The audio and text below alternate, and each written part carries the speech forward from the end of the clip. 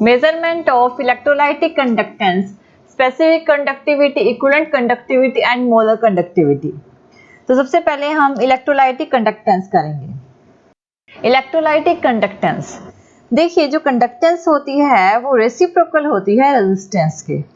जो कंडक्टेंस है उसे हम मेजर करते हैं रेजिस्टेंस के थ्रू। एक व्हीटस्टोन ब्रिज लेते हैं और जिसके थ्रू हम कंडक्टेंस को मेजर करते हैं। ये ब्रिज है Wheatstone bridge, R1, R2, R3 and R4। बीच में गैल्वेनोमीटर कनेक्टेड है, इसके साथ की और बैटरी कनेक्टेड है। अब यहाँ पे क्या हो रहा है कि हमारे पास 4 आर्म्स हैं, R1, R2, R3 and R4। R1 जो है एक वेरिएबल रेजिस्टेंस है, जबकि R2 एक अननोन रेजिस्टेंस है, यानी कि जिसको हम नहीं जानते, एक ऐसा रेजिस्टेंस है। अगर हमारा जो सिस्टम है वो नल पॉइंट पे है, इस टाइम पे गैल्वेनोमीटर यानी कि G में कोई भी डिफ्लेक्शन रिप्रेजेंट नहीं होगी, इसकी नीडल में कोई भी डिफ्लेक्शन नहीं होगी। R1 upon R2 is equal to होता है R3 अपॉन R4 के। अगर हमें यानी कि हम पर्टिकुलर रेजिस्टेंस की वैल्यू कैलकुलेट कर सकते हैं अगर हमें दूसरों की पता है। तो ये जो है ये इलेक्ट्रोलाइटिक कंडक्टेंस होती है। लेकिन अगर हम किस रेजिस्टेंस को फाइंड आउट करना है एक पर्टिकुलर सॉल्यूशन में, सॉल्यूशन ऑफ इलेक्ट्रोलाइट, हमने हमारे पास एक इलेक्ट्रोलाइट का सॉल्यूशन है, उसमें से हमने क्या करना है, रेजिस्टेंस फाइंड आउट करना है। तो क्या किस तरह से करेंगे, क्योंकि सॉल्यूशन में हमारे पास कोई वायर्स का ब्रिज नहीं होता है, 4 आर्म्स व्हीटस्टोन ब्रिज नहीं लगा होता है। तो उसमें हमारे पास क्या क्या डिफिकल्टीज आती हैं अगर हम सॉल्यूशन की बात कर रहे हैं। तो बात कर रहे हैं एक सॉल्यूशन की, तो हमने यहाँ पे जो हमारे पास डायग्राम लिया है ये फिलिंग टाइप का कंडक्टिविटी सेल है। ये वाला जो फॉर्मेशन है इसमें प्लेटिनियम की इलेक्ट्रोड्स, ये वाली प्लेटिनियम की इलेक्ट्रोड्स लगी होती है, जिसके बीच में एक सॉल्यूशन होता है। ये जो सॉल्यूशन है एक जो एक्सपेरिमेंटल सॉल्यूशन है, बाहर एक ग्लास का वेसल होता है, ऊपर स्टॉपर्स लगे होते हैं, ये होते हैं स्टॉपर्स, और यहाँ पे कंडक्टिंग, ये होती है कंडक्टिंग वायर जो कि वायर को कंडक्ट करेगी। अब यहाँ पे क्या हो रहा है, इस कंडीशन में अगर हमने एक सॉल्यूशन में इलेक्ट्रोलाइट को रेजिस्टेंस को मेजर करना है, फाइंड आउट करना है, तो सबसे पहली डिफिकल्टी ये आती है कि सॉल्यूशन में हम ब्रिज नहीं बना सकते मेटल की वायर्स का। ठीक है, जैसे कि हम व्हीटस्टोन ब्रिज यहाँ पे बना लिया है, तो इस तरह का ब्रिज हम सॉल्यूशन में नहीं बना सकते। तो इस डिफिकल्टी को ओवरकम करने के लिए हमें एक स्पेशल टाइप का वेसल लेना पड़ता है, एक स्पेशल टाइप का वेसल जिसमें एक पर्टिकुलर सॉल्यूशन होता है और उस सॉल्यूशन में जो 2 इलेक्ट्रोड्स प्रेजेंट होती हैं, और ये जो सेल्स होते हैं इन्हें कंडक्टिविटी, जो हमारे कंडक्टिविटी सेल्स बोलते हैं, इनके बीच में जो सेल्स लगे होते हैं उसे कंडक्टिविटी सेल्स बोलते हैं। अब यहाँ पे जो अपर्चर यूज किए जाते हैं इलेक्ट्रोलाइटिक कंडक्टेंस के लिए, उसे हमें एक अल्टरनेटिंग सोर्स करंट सप्लाई देनी पड़ती है। यहाँ पे हमारा रेजिस्टेंस R होता है, ये पॉइंट B है, ये रेजिस्टेंस X है, ये पॉइंट D है, और ये जिसको J से यानी कि ये जॉकी पॉइंट है, जो जॉकी जो कि मूवेबल होगा उससे रिप्रेजेंट किया गया है, ये पॉइंट A होगा और ये पॉइंट होगा C। तो यहाँ पे क्या होगा कि पहली डिफिकल्टी तो हमने ये देखी है कि उसमें हम किसी सॉल्यूशन में ब्रिज नहीं लगा सकते, ठीक है ना। तो इसमें हम प्लेटिनियम की इलेक्ट्रोड्स लेते हैं, उस कंडीशन में हम 2 प्लेटिनियम, ये हमारे पास 2 प्लेटिनियम की इलेक्ट्रोड्स हैं, हम क्या होते हैं एक्सपेरिमेंटल सॉल्यूशन होते हैं, और इसमें इसके अंदर एक कंडक्टिविटी सेल लगा होता है, ठीक है ना। एक सेल जिसको हम यूज करते हैं वो होता है कंडक्टिविटी सेल। तो ये जो होगा ये कंडक्टिविटी सेल होता है, और इसके अंदर प्लेटिनियम की इलेक्ट्रोड्स लगी हुई होती हैं, 2 प्लेटिनियम की इलेक्ट्रोड्स होती हैं, एक फिक्स डिस्टेंस पे एक दूसरे के अपार्ट होती हैं, एक फिक्स डिस्टेंस पे होती हैं। पहली डिफिकल्टी तो ये आती है, उसका सॉल्यूशन ये है कि उसके लिए हम कंडक्टिंग सेल का यूज करते हैं एक पर्टिकुलर सॉल्यूशन में। अब दूसरा ये है कि इसका जो ग्लास होता है वो पायरेक्स ग्लास होता है, पायरेक्स ग्लास के अंदर 2 प्लेटिनियम रोड्स होते हैं। अब देखिए सेकंड डिफिकल्टी ये आती है जब हम रेजिस्टेंस को मेजर करते हैं किसी भी इलेक्ट्रोलाइट में, सॉल्यूशन में, तो हम उसमें डायरेक्ट करंट का यूज नहीं करते। अगर हम डायरेक्ट करंट का यूज कर रहे हैं इलेक्ट्रोलाइटिक सॉल्यूशन में, तो उस टाइम पे जो कंसंट्रेशन होगी इलेक्ट्रोलाइट की वो इलेक्ट्रोड्स पे चेंज हो जाएगी, जिससे रेजिस्टेंस, सॉल्यूशन का रेजिस्टेंस चेंज हो जाता है और उस टाइम पे जो इफेक्ट प्रोड्यूस होता है उसे पोलराइजेशन इफेक्ट बोलते हैं। तो अल्टरनेटिव करंट यानी कि अल्टरनेटिव करंट का यूज करते हैं, डायरेक्ट करंट का यूज नहीं करते। और डायरेक्ट करंट की प्रॉब्लम को सॉर्ट आउट करने के लिए यहाँ पे अल्टरनेटिंग करंट का यूज किया जाता है और कनेक्टिंग वायर के थ्रू इन दोनों को कनेक्ट किया जाता है। अब अल्टरनेटिंग करंट ऑडियो फ्रीक्वेंसी में जो उसकी रेंज होगी वो 550 से 5000 साइकिल्स पर सेकंड की होती है और जो अल्टरनेटिव करंट का हम इसमें यूज करते हैं। और इस कंडीशन में हम ऑर्डिनरी गैल्वेनोमीटर का भी यूज नहीं कर सकते। ऑर्डिनरी गैल्वेनोमीटर जो होता है वो फेल हो जाता है नल पॉइंट को डिटेक्ट करने में।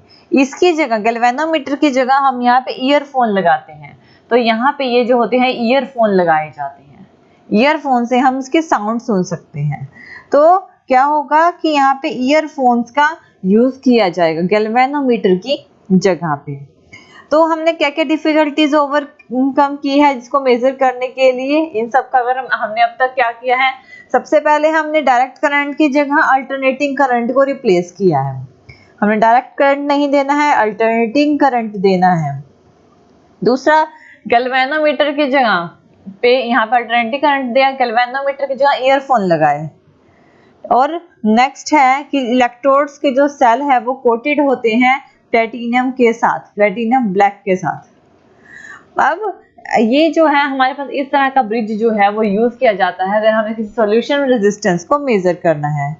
अब अगर हमारे पास सूटेबल वैल्यू है एक रेजिस्टेंस की, हमारे पास रेजिस्टेंस R है, अगर हमारे पास इसकी सूटेबल वैल्यू है ठीक है, तो इसको हम, ये है हमारे पास जॉकी, जो ये है जॉकी जो कि मूवेबल, जो कि इधर उधर मूव कर सकता है। ये पॉइंट C से रिप्रेजेंट, इस पॉइंट C होता है और जॉकी इधर उधर मूव कर सकता है, उसकी मूवमेंट करा सकते हैं। एक स्ट्रेच वायर होती, जब पे ये लगा हुआ होता है, एक स्ट्रेच वायर होती है।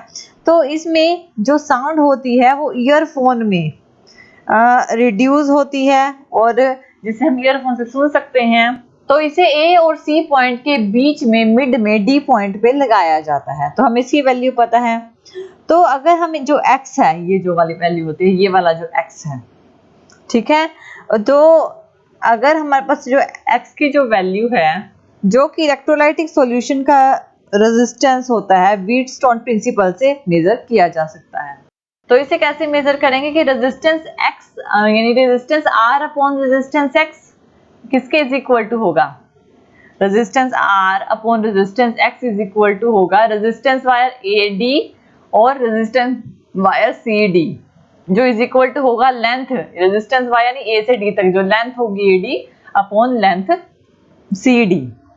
तो रेजिस्टेंस X क्या आएगा, रेजिस्टेंस X किसके इज इक्वल टू आएगा, इसको हम ऐसे लिखते हैं resistance X is equal to R into ये क्या होगा AD अपॉन CD है, तो CD अपॉन AD हो जाएगा। अब यहाँ पे हमारे पास क्या आया है, हमें R की वैल्यू पता है, ठीक है, और यहाँ से इसकी लेंथ जो होगी, जो इसका डिस्टेंस होगा, रेजिस्टेंस होगा, वो हम एडजस्ट करके पता कर लेंगे, लेंथ के अकॉर्डिंग उसके एडजस्टमेंट से पता लग जाएगी। तो पॉइंट D को हम बैलेंस करके, जो पॉइंट D है इसे बैलेंस कर देते हैं, जिससे हमें उनकी बाकी वैल्यूज भी पता लग जाती हैं।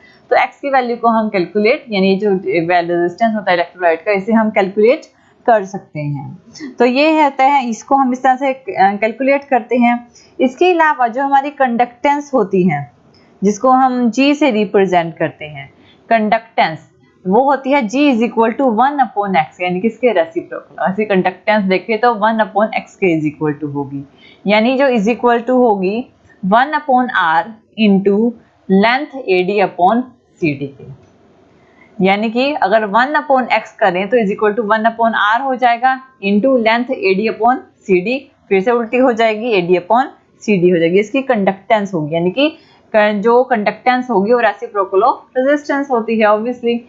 अब हम देखते हैं स्पेसिफिक कंडक्टिविटी क्या होती है। स्पेसिफिक कंडक्टिविटी जिसे कि कंडक्टिविटी से भी रिप्रेजेंट किया जाता है, इसका सिंबल जो होता है कापा, ये इसका सिंबल है कापा।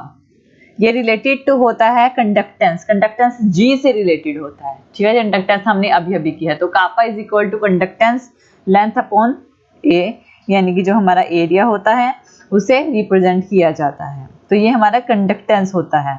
स्पेसिफिक कंडक्टेंस को हम रिप्रेजेंट कर सकते हैं कंडक्टिविटी यानी कि कापा से, जी एल अपॉन ए के इक्वल होता है। अब यहाँ पर इसमें हमारे पास एक सेल कांस्टेंट होता है, लेंथ अपॉन ए से ही, एल अपॉन ए से ही से रिप्रेजेंट किया जाता है, जिसे लेंथ यानी एल अपॉन ए जिसको हम सेल कांस्टेंट बोलते हैं, जिसे डी जी स्टार से रिप्रेजेंट किया जाता है, जो एल अपॉन ए के इक्वल ही होता है। तो हमारे पास कंडक्टिविटी जो होगी, कंडक्टिविटी किसके इज इक्वल टू होगी, कंडक्टिविटी इज इक्वल टू होगी कंडक्टेंस इनटू सेल कांस्टेंट के, यानी जी इनटू जी स्टार के। नेक्स्ट है हमारे पास इक्विवेलेंट कंडक्टिविटी। इक्विवेलेंट कंडक्टिविटी जो होती है उसको हम लैम्डा इक्विवेलेंट से रिप्रेजेंट करते हैं। यह है लैम्डा इक्विवेलेंट जो कि इक्विवेलेंट कंडक्टिविटी को रिप्रेजेंट करता है। ये होता है equivalent conductivity is equal to kappa into 1000 upon C equivalent. तो इक्विवेलेंट कंडक्टिविटी रिलेटेड होती है स्पेसिफिक कंडक्टिविटी से, यानी कि कापा के सिंबल स्पेसिफिक कंडक्टिविटी से, 1000 अपॉन सी इक्विवेलेंट। जो सी इक्विवेलेंट है वो कंसंट्रेशन होती है सॉल्यूशन की, जो कि ग्राम्स में ली जाती है इक्विवेलेंट पर लीटर से। तो ये इज इक्वल टू होती है K इंटू 1000 अपॉन नॉर्मेलिटी के, जिसे N कैपिटल N से भी रिप्रेजेंट किया जाता है।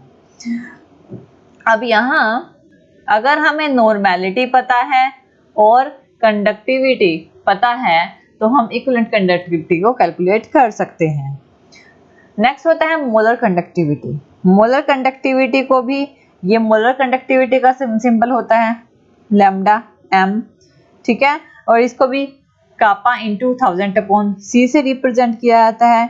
स्मॉल सी जो कि मोलर कंसंट्रेशन को रिप्रेजेंट करता है, यानी कि K इंटू 1000 अपॉन मोलारिटी, यानी कि हमें मोलारिटी पता है और कंडक्टिविटी पता है तो मोलर कंडक्टिविटी हम कैलकुलेट कर सकते हैं। तो ये जो होती है ये रिप्रेजेंट करती है हमारी मेजरमेंट्स, इलेक्ट्रोलाइटिक कंडक्टेंस की, स्पेसिफिक कंडक्टिविटी, इक्विवेलेंट कंडक्टिविटी और molar conductivity. Thank you for watching this video. और ज्यादा अपडेटिंग वीडियोस के लिए आप हमारे चैनल लर्न एंड ग्रो पर हमें सब्सक्राइब कर सकते हैं। Thank you.